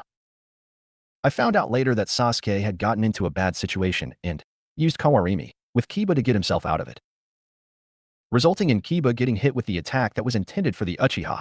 All three could see the anger forming on the old man's face as Kakashi's story unfolded. I will allow Naruto-san or Haku-san to fill in the gap there, as I was enshrouded in Zabuza's mist technique and wasn't able to see what was going on. He nodded to the two, signaling for them to take over. It was Haku who chose to speak first. Hokage-sama, I would first like to thank you for the excellence of some of your ninja, though certain others are not so worthy of praise. While I am none too taken with Kiba-san, at least he did not use his teammates to save his own skin. After the boy had been taken out by my first attack, the Uchiha spoke of it being an honor to be sacrificed for the sake of one of his breeding. I was disgusted, and for the first time in my life I felt that there was a person in front of me that was despicable enough to die by my hand. I used my strongest attack on him and wrought pain upon him, using my Senbon to strike his pressure points. It didn't seem enough to give him a quick death, but when I decided to go in for the kill, I was stopped by Naruto-kun. Haku nodded over to the blonde, signaling for him to continue with the story. Hokage Gigi, I first met Haku-chan in the forest near Wave prior to the bridge confrontation. During our confrontation, I was able to discover that she had a memory modification seal on her neck. Naruto dug in his pocket for a second before pulling out a sheet of paper detailing the seal and handed it to the old man. I let her go at that point with the promise that I would give her back her memories. The morning of that encounter, I woke up and soon found a disturbance in the house and found that some of Gado's lackeys were attempting to kidnap Tazuna-san's daughter and about to kill her son. After dealing with them, I made it to the bridge in time to stop Hakuchan's attack. After she agreed to it, I gave her a seal to null out the one on her neck. Again, he pulled out a sheet of paper, this one with the temporary counter seal on it. I would have forced it on regardless, but she was trusting enough to apply it herself. He looked at Haku expecting her to want to continue. But by the look on her face, she had no desire to relive that moment. She simply waved him to continue in her stead. To simplify it, Haku-chan found out Zabuza wasn't who she thought he was, and she ended up being the one to kill him. Once he was dead though, Gado showed up with his mercenaries. With Kakashi low on chakra, Kiba and Sasuke knocked out of commission, Sakura being, well, Sakura and Haku-chan still feeling the after effects of the temporary seal. I was the only one able to hold them off to any extent as I had been given a little reprieve between my battle at the house and my arrival at the bridge. Creating clones, I was able to take out or hold off the assault until Kakashi was well enough to join in. Shortly thereafter, the villagers showed up to defend their homes and Gado decided to make his escape. Leaving Kakashi to defend the bridge, I went after Gado and relieved him of his need for breathing. When I returned to the bridge, there were no more mercenaries left standing and only a few villagers had suffered injuries. Kakashi-san and Haku-chan were attending to Kiba and Sasuke while Sakura stood by crying. Kakashi jumped in at that point and continued for them. Sakura was angry with Haku-san for hurting Sasuke, so she attempted to attack her. She failed, of course, but then there was another short argument when Sasuke and Kiba woke. Again, ending with no casualties save for me knocking Sasuke unconscious for his own safety. Kiba was rather angry for what happened, and with Sasuke egging him on, it could have ended badly had I not acted. So why knock Sasuke out and not Kiba? Sarutobi knew why, but he was juggling between happiness and anger now. It would be fun to see the man squirm a bit. He was closer? Anyway, Naruto-san made some clones to clean up the bridge while we guarded Tazuna-san, and he took Haku-san to the house. Before leaving, he told me he would need to talk to me privately. After that, he left, and we watched as his clones sifted through what they could find and sealed it away. At one point, Sasuke attacked one of the clones and attempted to take the scroll it had been sealing items into before I caught him, and told him that because of his actions earlier he would be entitled to none of the items found. Of course, he huffed about it, but there was little he could do when I placed myself between him and the clones. Naruto-kun, what was it that you were gathering from those men? The Hokage inquired. Weapons mostly, some documents, money, whatever they had that looked to be useful. Why take the time to seal all of that? Wouldn't it have been easier to dispose of it all instead of carrying it around? And just how good are you with seals? Whoa, one at a time here, Gigi. Let's see. For the first two, well, it's a habit I've grown into, I guess. I mean, we both know I'm not the richest of people, or the most popular for that matter. I learned the hard way not to take anything for granted. As you should already know from before, I collect anything of use or value. As for the last part, I'm no master, but I'm probably better than most people. It wasn't the most detailed answer, but he really didn't have anything to gauge it on. Anyhow, when we got back to the house, I removed Haku-chan's memory seal permanently and let her rest while I took Kakashi-san aside. When I had killed Gado, he was making a statement that killing him wouldn't matter. He gave me the impression that there could be another attack ready to hit wave from somewhere. After letting Kakashi-san know, and figuring out how to divide into the most capable teams, which Naruto was able to make a better composition of those available than myself, if I might add. Kakashi couldn't help but smile at the boy who grinned, sheepishly. Back remembering their small bonding experience. Thank you, Kakashi-san. When we were done, we noticed that it was far too quiet in the dining room, where the rest were gathered when I had pulled Kakashi aside. Naruto's smile left him once again. We both raced upstairs and were just in time to catch the kunai that Sasuke and Sakura were about to thrust into Haku-chan as she slept. Kakashi-san kept the bubblegum princess at bay while I kept Sasuke team from her. He didn't get the picture though, and continued to attempt to attack her, at least until Kiba knocked him out. Kakashi followed up on soon after with his captive. After rearranging the groups in 2 teams of 2, we tied up the Uchiha and Haruno and set about a patrol rotation for the next 4 days until one of my clones finally found the mercenary encampment that I had guessed Gado was talking about. The tale was once again handed over to Kakashi. When Naruto came back with the location of the camp, I left Kiba to guard the house, instructing him to let the other two loose in case he would need backup. Haku-san, Naruto-san, and myself assaulted the camp that night, and with precision that I can honestly say I have never seen on most Chunin teams. We planned our attack and decimated the enemy with few injuries to ourselves. The pride at this point was rolling off of him in waves. It was clear to Hiruzen that Kakashi would have loved to have these two on his team, but it was too late for that, unfortunately, as the teams were already formed. It was obvious that something would have to be done about Team 7 though. Just like Naruto had done earlier, Kakashi's attitude turned sour in remembrance of the next part of their story. We were all tired from the battle, but we made our way back to the house, and that's when there was yet another turn from the perfect mission. With a small argument with the newly released duo, Sasuke once again attempted to attack Haku-san by rushing Naruto, then ducking behind him to try to stab her with a dinner knife. He was only slightly foiled by Naruto, showing the true purpose of Kawarimi, as he used it on Haku and took the hit for her. Luckily, with their height difference, he got struck in a non-lethal area.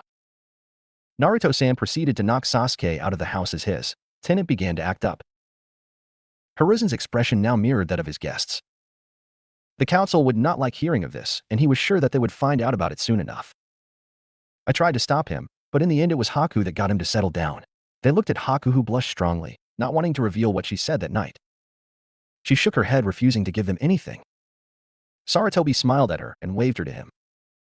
She hesitated, but complied and was soon standing next to him. If you don't feel comfortable repeating it openly, you may whisper it to me, but I need to know what you did to calm him down. His tenant isn't the most agreeable of things. Anything that can settle it is a very valuable piece of information to us, so please, share it with me. Haku blushed again but leaned down and cupped her hands so the others wouldn't see or hear. All they saw was her closing her eyes in embarrassment as Sarutobi's smile got wider. Thank you, Haku-chan. You have no idea how glad I am to hear that from anyone. You may take your seat again. Once she was seated, Kakashi continued. After that, we tied up Sasuke and Sakura in separate rooms and posted a guard so there was no chance of them getting loose. The rest of the mission was pretty easy, with the only other mission relative event happening when Naruto sent clones to clean up our last battle and search for anything of use. After that was celebrations, then the journey home. They all looked towards Naruto for anything he might want to fill in. Well, first there are a few holes that I'll fill in with these few scrolls. These are the heads of Kafu Oba and Tamatsu Yasuji. The Hokage and Kakashi both rose an eyebrow at this, while Haku wore a grin of pride. Kafu was a missing nin of Kirigakure, Jonin rank and rather famous for the sword I now carry apparently. Kakashi-san, Zabuza and Tamatsu seemed impressed with it at least. I admit he was a lucky kill, as he never expected a Jonin to lure him into a trap. Just like I never expected a Jonin to fall for it. Tamatsu, on the other hand, was easy for a Chunin. He was with the lackeys that tried to kidnap Tsunami-san, but he tried to run when he saw the katana of his former comrade. He never really had a chance, since the only jutsu he threw at me was easily avoided, and for a Chunin-level ninja he was rather slow. As for the clone search parties, he looked through a storage scroll he had before picking another scroll out of one of the seals. Here are all of the documents that I believe could have interesting information regarding the safety of the village. If you would like, I can look into them along with that other project I have going on. Unless someone else is free to look through them now. He handed the scroll to the Hokage, who looked through it to find that, like the other scrolls he received from the boy, everything was categorized and organized. That is quite all right, Naruto-kun. I will find someone to look over this. We finished our end of your other mission, so there are some people free to look at this now. Perhaps later they will go over your other findings as well. Oh, and that person has agreed to see you. So when you and they have time, I will organize a meeting. Okay, Gigi-san. I'll make sure to contact you soon about that. Oh, Haku-chan, I almost forgot. I also have the Kubikiri Hocho here if you want it. Since you are the one who killed Zabuza, it's yours by rights. Haku cautiously took the scroll and stared at it for a few minutes before shaking her head and thrusting it back into Naruto's hands. No, I don't want anything to remind me of him. They could see the hurt in her eyes, so they didn't press the matter. Understanding her want for detachment from her former tormentor, he decided it would be best to find a way to dispose of the weapon despite his desire to keep it for its undoubted value. After pocketing the scroll holding the cleaver once more, Naruto turned back to the Sandane. Well, back to the mission, but there is just one more thing to add to your attention. He brought out yet another scroll. I was able to find Gato's base of operations in Wave. This holds the documentation taken from that place. The food stores and money that was held there I split amongst the people of Wave, since it was mostly theirs anyway. Gato kept extensive logs of all his dealings. It seems he was a bit obsessive over where all his money came from and went to, so it was rather easy to get everyone their money back. At the bottom of the scroll, you will find what they would have owed for an S-ranked mission. You may not have listed it as such, but there was more than enough money left to cover the cost. Other than that, you should find some interesting bits of information in there. I think that about sums it up, Gigi-san. All that is left is Haku-chan's status and what you plan on doing with her. Going through the new scroll, Saratobi was very pleased with what he was seeing. It seemed Gato made dealings in many enemy countries, including IWA, Kumo, and the new village of Otogakure. There were also extensive notes about exactly what was being traded where and with whom. Some of it was unsettling, but it was better than being misinformed, or worse, not knowing at all. Setting that aside, he turned his attention to the only female in the room. Yes, Haku-chan, I will not be able to save you from some minor questioning, but due to you having had altered and recently released memories coupled with the fact that you assisted greatly on a mission against those that you were originally partnered with, it should be no more than we normally would do for someone who simply wishes to switch villages. I know you could technically be listed as a traitor, but with no village affiliation you are not a missing nin, nor can we justly label you as a traitor of a village that doesn't exist. However, to save you from being listed as a civilian traitor, I would like to enlist you as a kunoichi of Konoha if you would like to. Your skills are quite obviously higher than an academy student. As long as you can do the graduation test and agree to pledge loyalty to this village, I will instate you as a Gen-rank kunoichi and put you on the only team that has an available spot. He grinned and nodded to Naruto. Haku's eyes went wide as they started to moisten. Hi. Hokage-sama, I would be honored to be a ninja of Konohagakure. She bowed down before the man who was giving her a place to call home. She then turned to Naruto and bowed to him as well. Thank you, Naruto-kun. Without your help, I would have never known anything but a life on the run. I owe you more than you can imagine. She rushed over to him and hugged him tightly. Haku-chan, don't worry about it. To see someone saved from a living hell and be allowed happiness is more than enough of a reward for me. Now if you'll excuse me, Hokage-sama, Kakashi-san, Haku-chan. There are some things that I have missed immensely while I was gone, and I would like to attend to them now. With a nod from the old man, he bowed and left the office. Well, he never ceases to amaze, does he? The Hokage smiled as he watched the door close before making a small note on a scroll. Well, back to business. Kakashi, before you get too settled, please take Haku-chan to the interrogation department with this note. Make sure it's not Anko that gets this. I get enough sob stories from the prisoners about her, I don't need any from our allies. Chuckling, Kakashi led a suddenly nervous Haku out of the room and left Hiruzen to his thoughts. Never ceases to amaze indeed. Just how far can you go, Naruto? Shaking his head, he got back to the real issue that would be headed his way soon enough. When Kakashi's team sees Naruto walking around freely, someone was bound to show up, and more than likely that someone would be with a summons to a council meeting. With that in mind, he brought out a few fresh scrolls and began writing. If they were going to call him into a meeting over this, he was going to be prepared. Naruto rushed through the streets of Konoha intent on finding his target. Under a guise, he had visited the Hyuga and found out that Hinata was somewhere out in the village. He had spent almost an hour already trying to find her, but to no avail. Deciding that it might be a good idea to shower a bit before searching further, he made his way to his apartment only to find the one he was seeking crouched at his door with her head buried in her knees. Hinata-chan. He heard a sob before she rose her head to reveal a tear-streaked face. Hinata? What happened? Did someone hurt you? Tell me who and I'll make them apologize. She stood as he got closer. Hinata, please, tell me what's wrong. I want to help you. Please let me help you. He repeated almost frantically. Smack. He was stunned. Hinata, his girlfriend, smacked him across the face and was now glaring at him. He took a half step back from surprise, but she closed the distance and got right into his face. You swine. Lowlife. Cheating baka. How could you? I thought you finally accepted me, and now I find out that you went running around with some hussy while you were away on a mission. Hinata-chan, it wasn't like that. I swear. Naruto tried to start an explanation, but she wasn't going to let him get that far. With a shock at her harsh words, he left too large of an opening for her to continue her assault. You slept with her. Oh, that's not good. You took a knife to the chest for her. Not good at all. I thought I knew you, but I was wrong. You are the most vile person ever. Naruto was now the one in tears as each word cut into him deeper than any knife. Hinata-chan. Don't you ever call me that again. You have no right to even think of my name. You are despicable scum. Don't even think you are worthy of. Smack. Neither of them had seen it coming. Now Hinata was the one who was stunned speechless as she slowly put her hand to her reddening cheek and looked into the eyes of her assaulter. Pale lavender eyes, still red from crying, met deep brown eyes that showed anger and pity. How dare you belittle him? If you think so little of him, it's you who aren't worthy. You. Hinata's eye turned from stunned to furious as she realized who this new person was. You, she repeated with more hatred behind it. You're the hussy that took Naruto-kun away from me. You slept with him and pranced around with him. Well, I hope you're happy knowing that he left one to be with another. I hope you can live knowing he could do it again with you as the victim. She turned to leave but was forced to turn back as a strong hand pulled her arm around.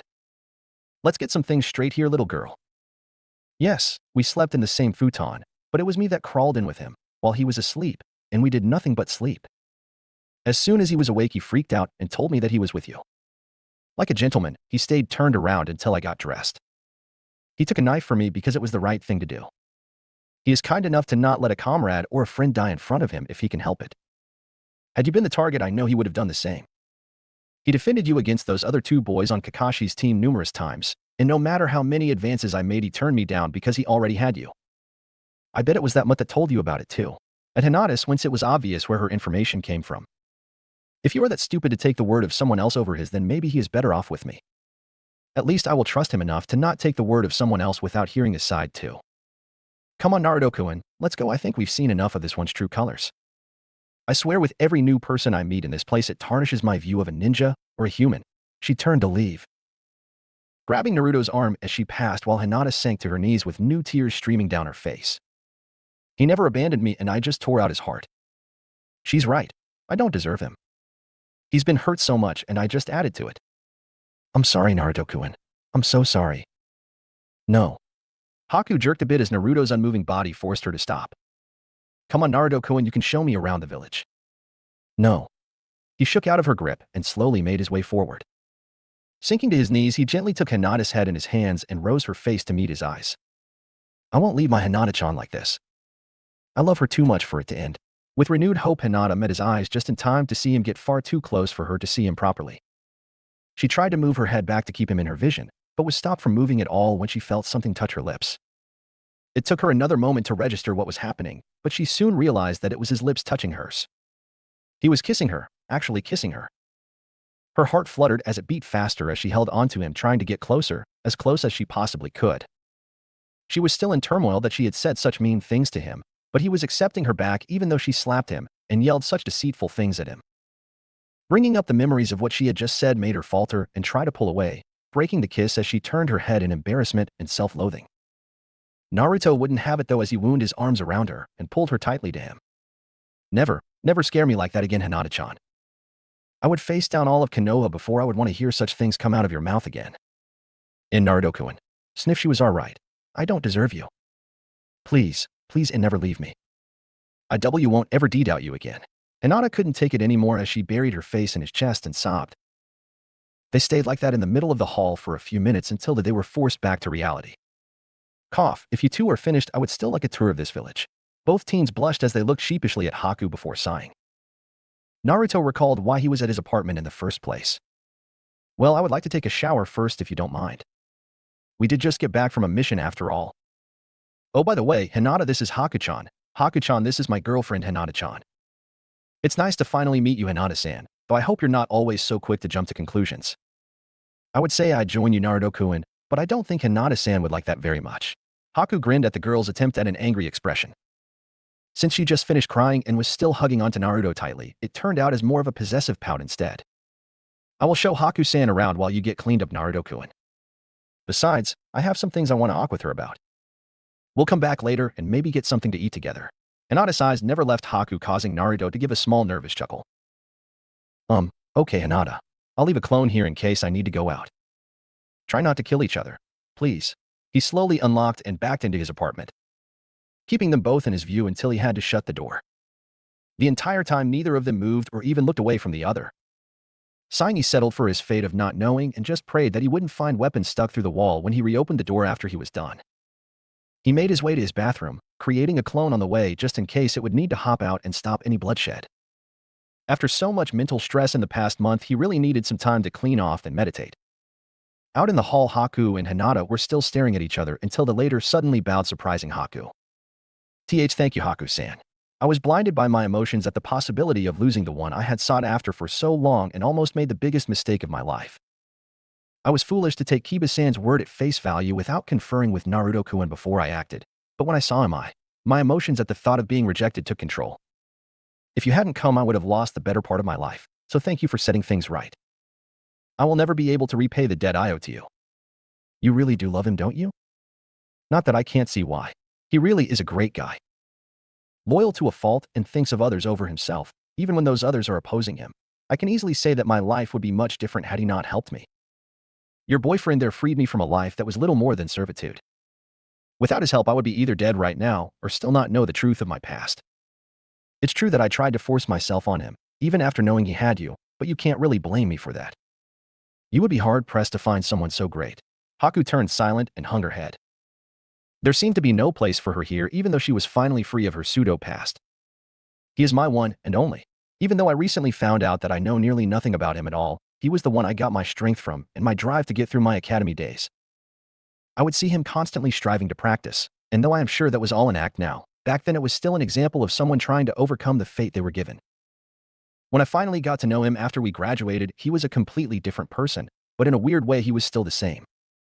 He didn't strive for attention as much, but the same confidence was there, stronger than ever. It was like his age doubled and he was suddenly overqualified for his rank, yet humble enough to stay on the level of the rest of us. He gives me more strength now than he ever gave me before, and I couldn't imagine being without him. Even though I almost forced myself to do just that a few minutes ago. Both girls were slightly blushing at their memories of the blonde. Haku was the first to come out of her little trance and back to reality. Well, anyway, how about that tour? If I'm going to live here, I'll need to know where to get food, clothes, gear, and I'll really need to find a place to stay. Hokage-sama said I can use a donated apartment for a couple months, but I'm going to have to get a place for myself soon. Oh, you also might like to know that I'll be on a team with Naruto-kun, so I'll be sure to watch his back. That way you won't have to worry about him not coming home from a mission. Also, there are a few other things you might want to know about his strength. He took out 2 missing nin on that mission, one Jonin level and the other Chunin. He also has some weird fascination with collecting anything of use. You really need to see the katana he got off that Jonin though.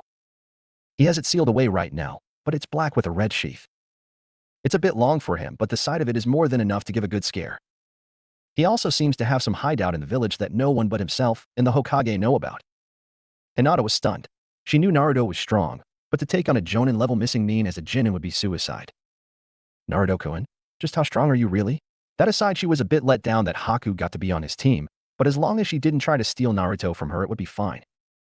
Over the next couple hours, the 2 girls made their way around, stopping every now and then as Hinata pointed out the main areas of the village. She had never really gone into most of the places before getting together with Naruto. Being a main branch Hyuga meant that she never really had to do her own shopping. That was one of the things that she and Naruto did together now though, and she loved it. He even bought her some new clothes as a gift, though she couldn't wear them except for in the privacy of her own room. Even so, it was a nice gesture.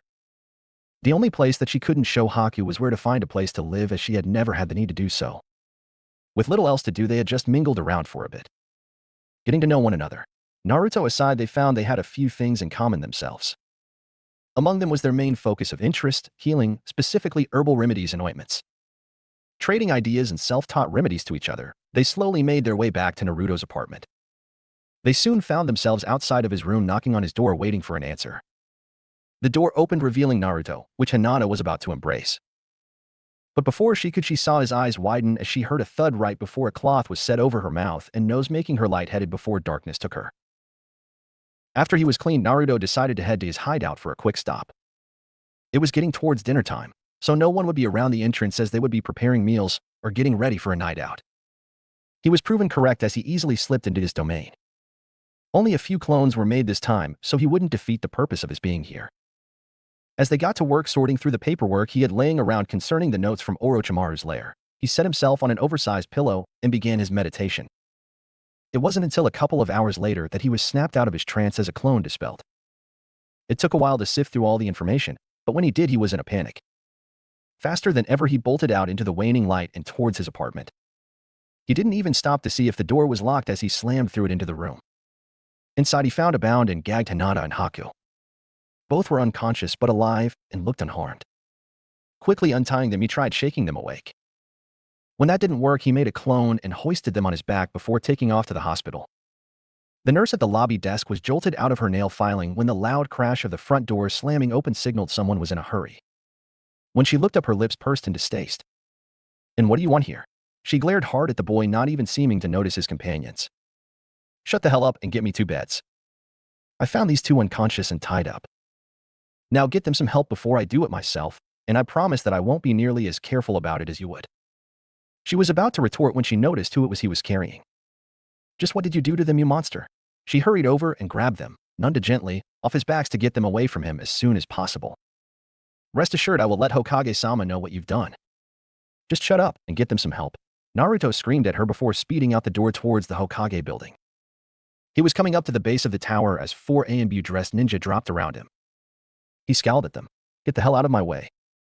You are a tricky one, Uzumaki Naruto. You slipped away from us last time, but we won't fall for the same tricks twice," one of them stated. It was then that Naruto took in their attire. They looked just like the 4 that had tried to take him before his mission to Wave. "So, you're the dogs of that guy Danzo, huh? Sorry to disappoint you, but I have no plans on seeing any more of him than my clone already has." He readied himself for a fight. 4, possibly A and B ranked ninja, against one of them. The odds weren't good, but he would give it his best shot, cause he'd be damned if he'd go quietly. Taking a kunai in each hand, he twirled one around before throwing it straight at one of the men. His target easily dodged and rushed in. Naruto ducked around the man, barely missing the grabbing hand that was aimed at him and rolling under the following chop to his neck. He was now facing the 4 ninja with his back to the building and all exits cut off. "Looks like you backed yourself into a corner. Not so hot when we know your tricks, are you? And for the record, your aim is far under ninja standards." They would have laughed, but their strict training would not allow them such emotions. "Danzo-sama will have a word with you whether you want to or not, boy." A new voice joined the conversation along with the sound of numerous feet hitting the ground directly behind the 4 ninja. "No, I don't think Danzo will be getting his little conference today.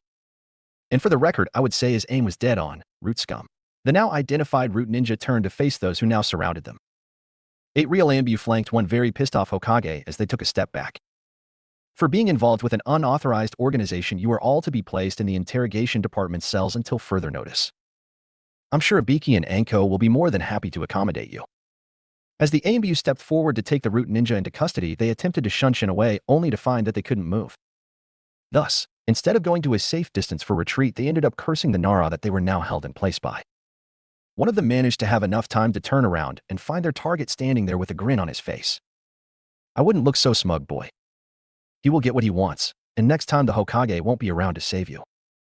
You're just lucky that he happened to find out about your little distress in time. Root-san, I'm no more lucky at getting help as you were unlucky at getting caught. 1 genin against 4 highly trained ninja isn't that fair of a fight. I simply had to even the odds. Did you know that an attack, no matter how small, on the Hokage Tower sends an immediate alarm to the Hokage and the AMBU headquarters? By the way, Hokage-sama, I apologize for using the defenses for personal reasons, but I will let you know how valid they are when we are in a more suitable environment. I don't think you want half of Konoha knowing what is happening in its shadows." He gestured behind them, bringing into attention the crowd that had gathered and was now staring at them. Anything that brought a Kage to an encounter was bound to be important after all. "Ambu, show our guests to their accommodations. Naruto-kun, let's go." With the orders made, all parties disappeared as Naruto and Sarutobi made their way to the office yet again. Once in the safety of the room, Naruto was about to activate the security seals once again when the door burst open, throwing Naruto to the side. "Hokage-sama." The female made a quick bow before continuing. "I am sorry for the intrusion, but I felt it was important to notify you of a recent incident. I realize you must be busy with whatever event just happened, but that boy just barged into the hospital with 2 poison ladies. One of which was the Hyuga heiress Hyuga Hinata. Whatever he did to those 2, we are lucky we got to them when we did. They wouldn't have lasted much longer otherwise.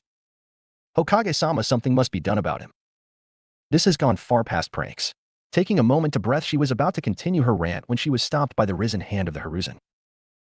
"Yashik-san, did you perchance inquire as to why said girls were brought there by the boy you claim assaulted them?"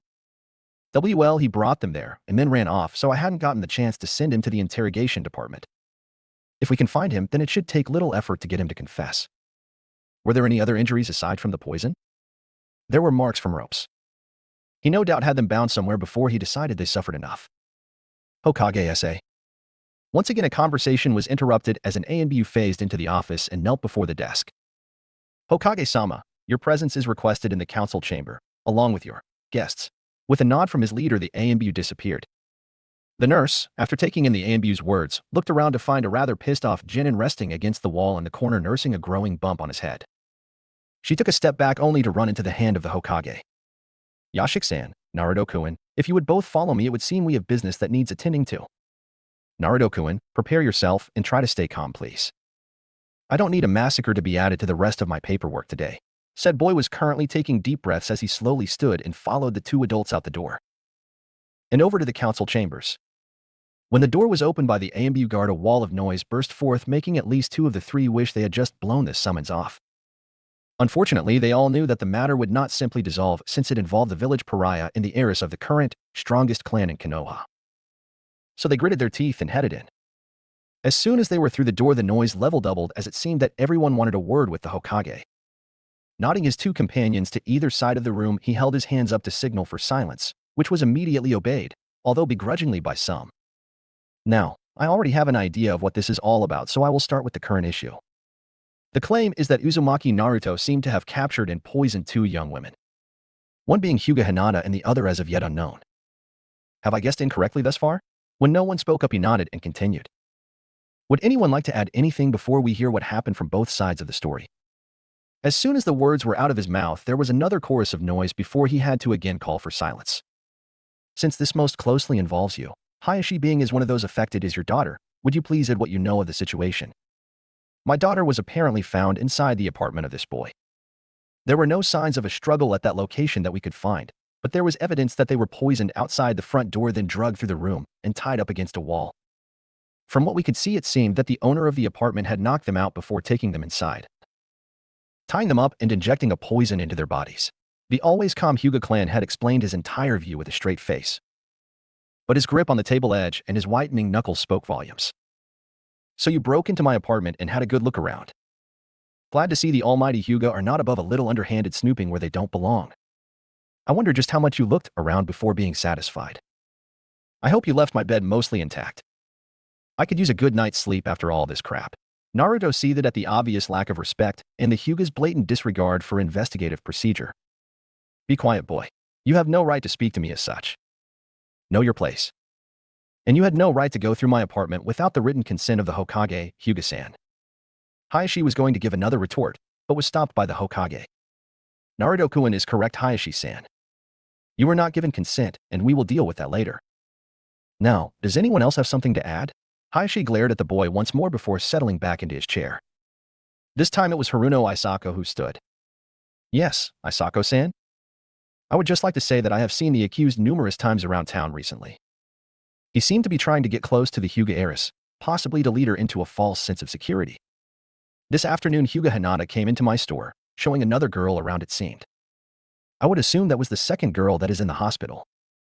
Haku, I believe was her name. Long brown hair, brown eyes. She looked towards the nurse to verify. Seeing a nod, she continued. They must have been seeking out an apartment for this girl as she seemed rather new to the village. Naruto made to say another retort but stopped it away from Sarutobi. Okay, anyone else? Most people stayed seated as it seemed they were going to say a similar piece of information. Shikaka-san.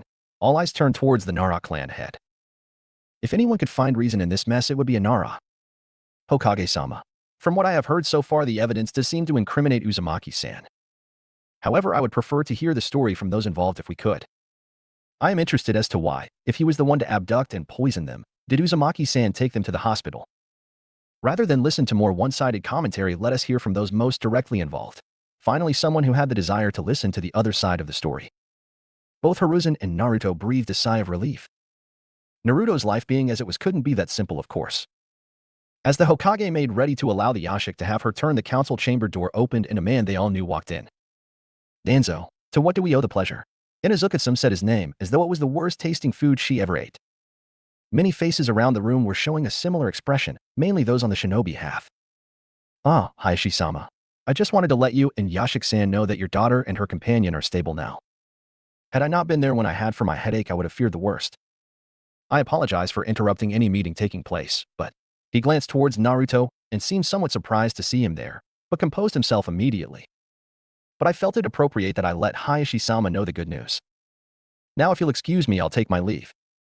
I have some important appointments to attend to. Not waiting for a formal dismissal, Danzo quickly left the room. Opening the door to call him back in, Saratobi found that he was already long gone. Well, at least I know that there will be no permanent damage.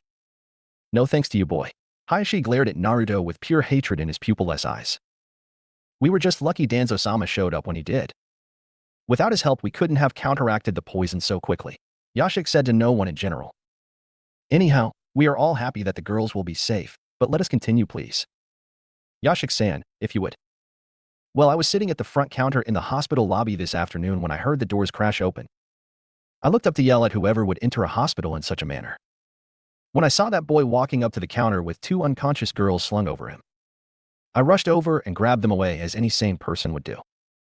With his reputation, there was no telling what he was going to do, and before I could find out anything about what happened, the boy was gone. I called in 2 beds, and after moving them to a room, the doctors examined them to find traces of poison in their system. It was then that Danzo-sama walked by and offered his assistance in neutralizing the poison. With the supplies he carries with him all the time for emergencies, he was able to cure the poison, as we've just heard. I suggested he come tell Hayashi-sama that Hinata-sama was fine while I went to the Hokage to bring up the issue, and a few other doctors went to gather the council. I suppose Danzo-sama heard about the meeting and decided this would be the best place to find Hayashi-sama.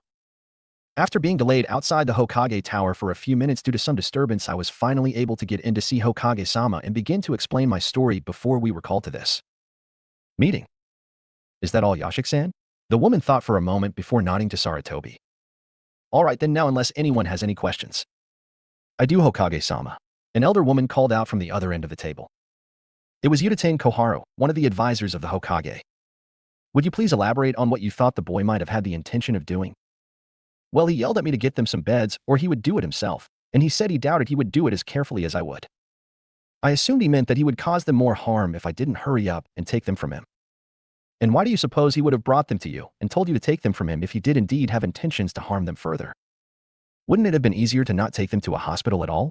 Sum was confused as to the logic of the statement. A momentary change of heart, I suppose. Perhaps he wanted to get rid of them before something else regained control. Anyone else? Silence reigned throughout the chamber, signifying that there were no further questions. Good. Then we will now listen to Naruto's. Why even bother to listen to the brat? I think we've heard enough already. Haruno-san, everyone is given the right to explain themselves. Even those who speak out unjustly. Now, unless you have something to say in favor of, or against either party, then I would suggest you keep silent for the remainder of Naruto-kun's explanation. That goes for everyone here unless you want me to personally escort you away from this table. From the civilian half of the council, a few gulps were heard as certain people swallowed whatever was about to come out of their mouths. Of the shinobi half, there were only a couple of people chose to glare a little more than was necessary. Now then, the floor is yours, Naruto-kun. Naruto-kun? Faces shifted as the council looked over to find the blonde meditating in the corner. Cough, Naruto-kun.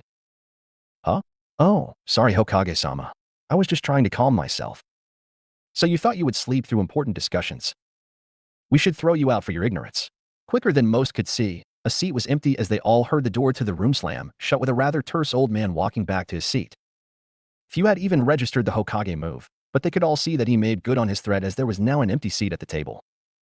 And most likely a very distraught civilian council member trying to get past the guards and back to the meeting inside the room. Naruto-kun, it's your turn to give your side of the story. Oh, I know, Hokage-sama. I just wanted to see if any of them would be stupid enough to tempt fate. Showing off how white his teeth were drew a few giggles from the table as many were reminded of the former prankster. And that the mischief maker was still in there. Well then, if you are done, would you please indulge our fascination and tell us about your day? Saratobi gave the boy a serious look to let him know there would be no more fooling around. He was only mildly surprised when the flashy grin turned deadly serious in an instant. Hi, Hokage-sama. I will begin with after our debriefing this afternoon. I had some personal matters that I attended to before I went into my apartment for a shower.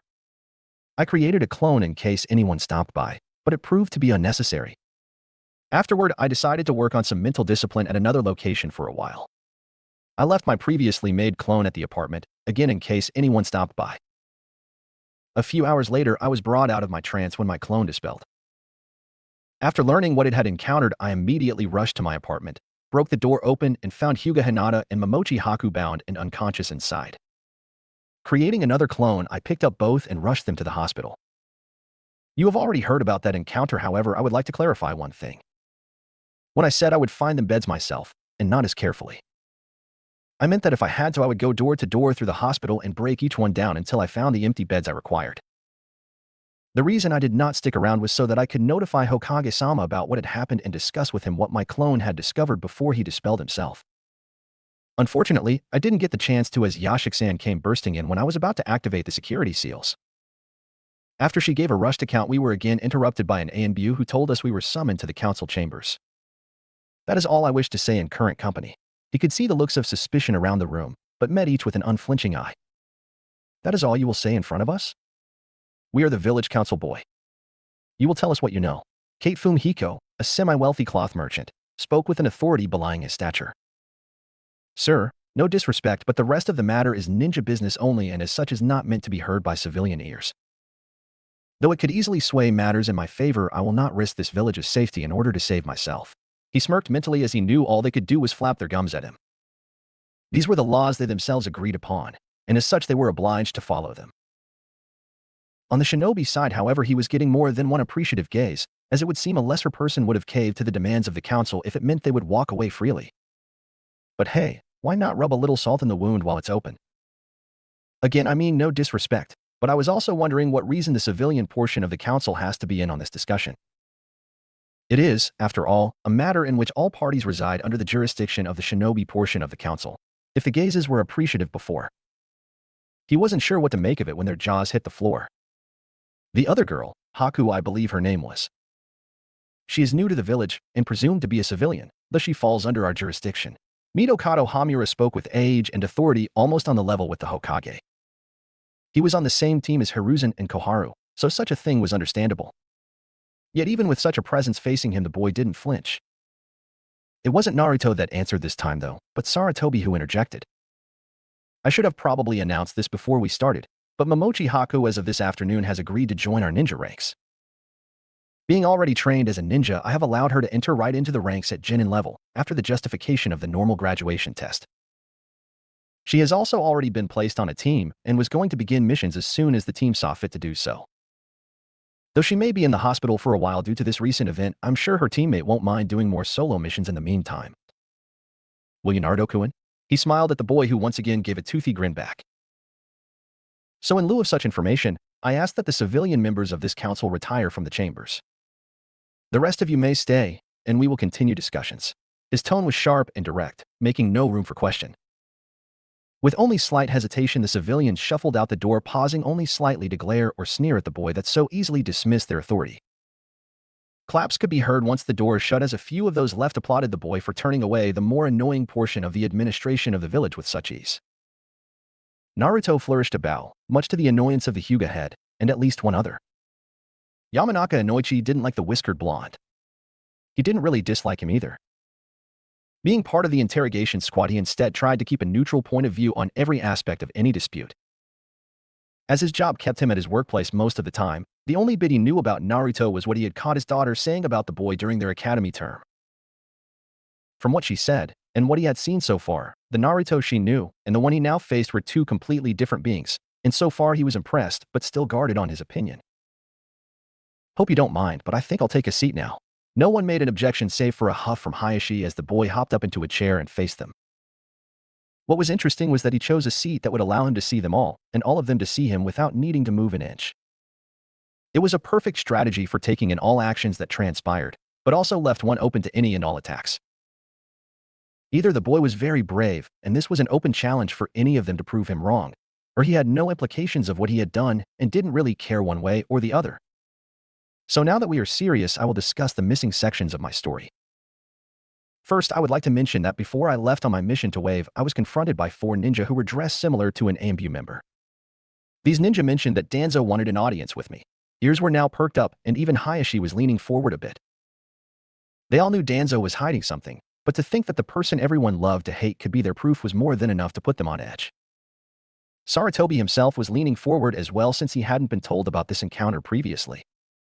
I was able to get away that time with a smoke bomb and a kawarimi. They had obviously not expected such an action from an inexperienced genin. Naruto smirked a bit remembering the encounter. So you expect us to believe you took on 4 older ninja and got away? Akimichi Chozo was skeptical that a boy the same age as his own son could even come close to tangling with a more experienced shinobi and come out unscathed. I'm not trying to convince anyone of anything. Quite honestly, I don't care if any of you believe me or not. I'm just saying what happened. Also, I didn't fight them. I just did my best to get away. I knew it was highly unlikely I was going to be able to take them all on.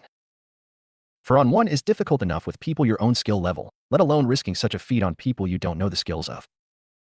Now, that was just so you know that I had already heard somewhat about Danzo. As far as I'm concerned, anyone who uses that much force for a genin is only either the Hokage, the council, or someone who can't risk such an event leaking into general knowledge. So, onto the main event. As I said, the time between my mission debriefing and my arrival at my apartment was personal, so you won't need to know about that.